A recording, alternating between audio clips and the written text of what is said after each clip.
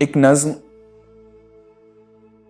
جو میں نے اپنے والد کے لیے کہی تھی ان کے انتقال کے بعد، اور میں اس نظم میں انہی سے مخاطب ہوں۔ نظم کا عنوان ہے مرحوم اور محروم۔ نظم شروع ہوتی ہے کہ میری حیات یہ ہے اور یہ تمہاری قضا، زیادہ کس کو کہوں اور کس کو کم بولو۔ میری حیات یہ ہے اور یہ تمہاری قضا، زیادہ کس کو کہوں اور کس کو کم بولو۔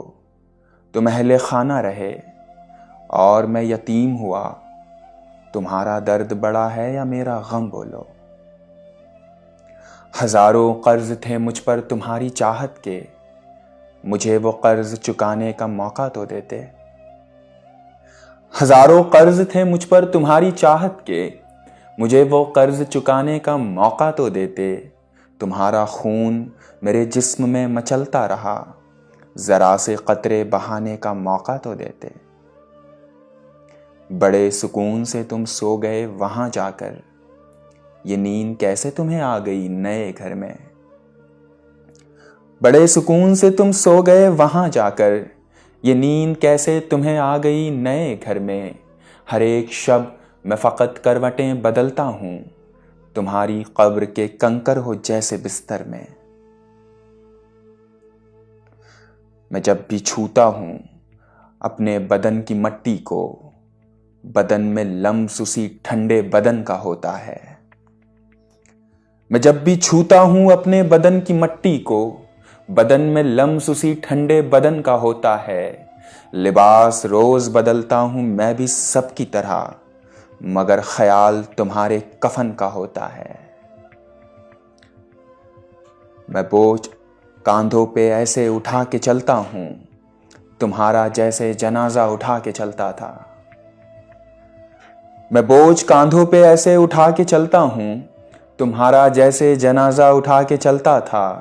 یہاں پہ میری پریشانی صرف میری ہے، وہاں کوئی نہ کوئی کاندھا تو بدلتا تھا۔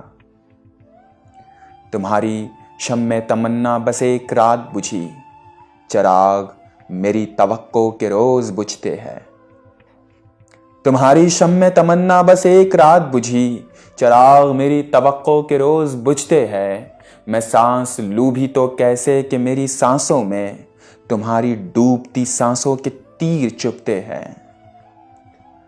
بہت طویل کہانی ہے میری ہستی کی، تمہاری موت تو ایک مختصر فسانہ ہے۔ بہت طویل کہانی ہے میری ہستی کی، تمہاری موت تو ایک مختصر فسانہ ہے۔ وہ جس گلی سے جنازہ تمہارا نکلا تھا، اسی گلی سے میرا روز آنا جانا ہے۔ میں کوئی راہ ہوں تم راہ دیکھنے والے، کہ منتظر تو مرا پر نہ انتظار مرا۔ میں کوئی راہ ہوں تم راہ دیکھنے والے، کہ منتظر تو مرا پر نہ انتظار مرا۔ تمہاری موت میری زندگی سے بہتر ہے، تم ایک بار مرے میں تو بار بار